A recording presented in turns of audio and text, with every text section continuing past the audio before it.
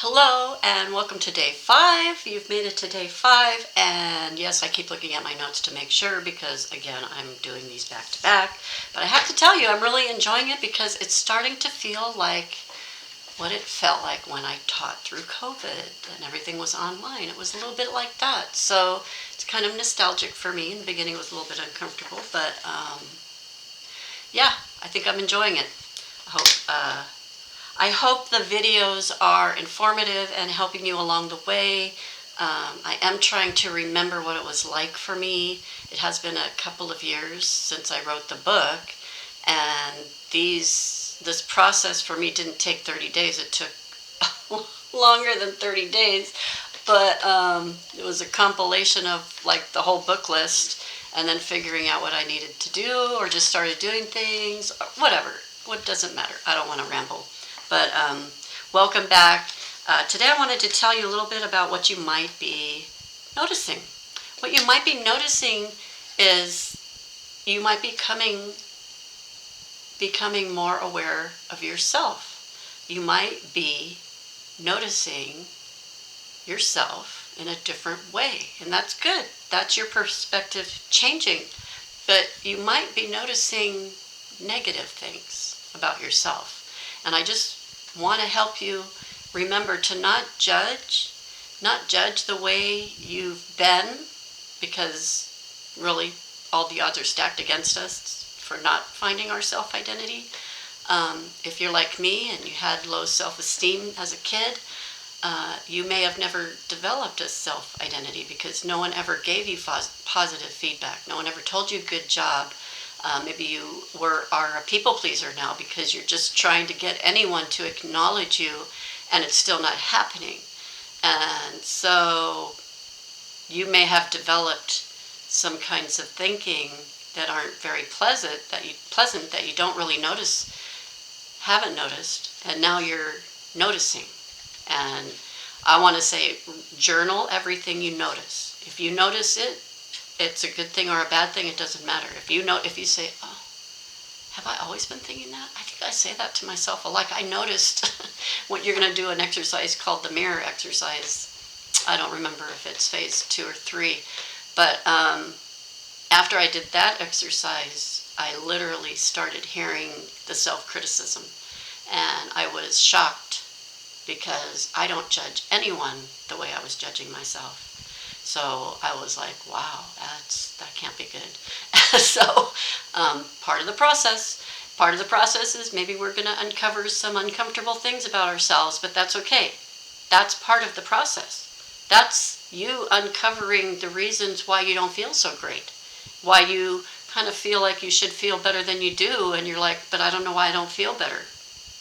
These are the unconscious things going on in your mind that you're not aware of. So this self-awareness is going to bring those out, and you're going to notice them. Don't beat yourself up unless you can envision yourself when you first heard those words, because maybe you heard those from somewhere. Sometimes those ideas don't just develop on our own. It's because possibly when we were children, our parents were saying those things to us. And a good exercise then would be to engage with your imagination, and go back to the first time you heard that, whatever it is, self-criticism, and take your grown-up self there and see the child self being hurt by those words, and you be the comfort for that child self. If you can do that in your imagination, that's healing right there. That's healing. If you can do that, it heals you all the way up through the present day, and then you can leave it. You don't have to carry it with you. You just leave it behind you and keep going forward. It's already done and in the past, but once you realize where the origin of it is, that's when you can go back and give that child self the love and compassion and empathy it actually needed in that moment. And when you do that, you're going to be surprised at how good it feels. And then you're going to realize that this really is part of the self-care. We can do that. We can go back and heal our past selves. So I don't know. I lost my train of thought for some reason. I wanted to read a couple of these quotations that I put at the end of each journal page, at the writing pages, because they were carefully chosen. So the first one, day one, was have patience. All things are difficult before they become easy. That's why the repetition. Everything's hard the first time you try it. Nothing's easy the first time you try it. Unless you have beginner's luck, but even after beginner's luck, things then go back to a learning process. And in the learning process, it's never going to be easy. Every single day you're going to have to practice. So again, if you're finding it difficult or you're feeling frustrated about the reality of it, then don't. Just know that it's going to get easier. It really is going to get easier. And when you get through the muck, which you have to really look at things honestly to get through the muck, but once you get through the muck, don't be afraid of the muck. Like if it's a bad feeling, just jump right in and just get mucky. Because once you get through the muck, it's just so much better.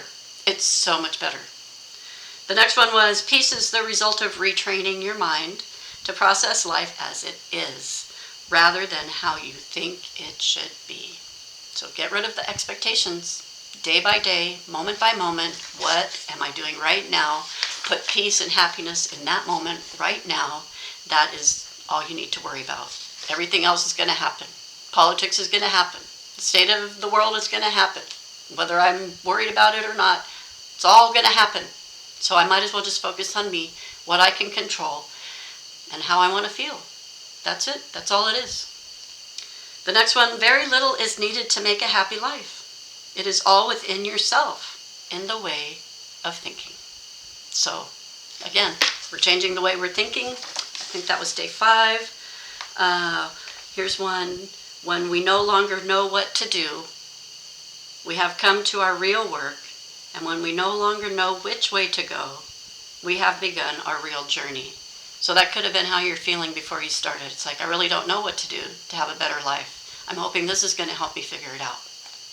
It will. It will, because it's going to make you in control of yourself. And once you're in control of yourself, you realize, I don't have to do anything I don't want to do. I don't. I could say, no, I don't want to do that, and then don't do that, and then feel really good about yourself because you said, no, I don't want to do that. Now, we're not trying to be mean to anyone else. We're not trying to make anyone else not like us. But do we have to care about people liking us? Do we have to be nice all the time? Come on. Do we really have to be nice? We need to take care of this. No one else is taking care of this. I have to take care of it. Oh, look at my kitty. She's waking up. She hears me getting all excited. Anyway, I don't want this to be too long. It's already 8 minutes.